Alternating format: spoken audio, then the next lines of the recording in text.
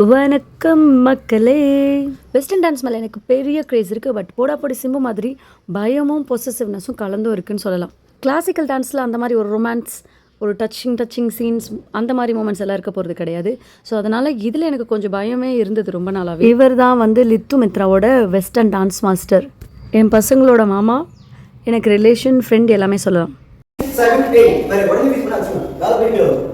Okay, one more. 5, 6, 7, 8. 1, 2, 3, 4, 5, 6, 7, 8. 1, 2, 3, 4, 5, 6, 7, 8. One more. Big ஷாட்ஸோட கிட்ஸ்க்கும் train பண்ணிகிட்ருக்கான். பட் ரொம்ப ஹம்பிளாக சிம்பிளாக இருப்பான்.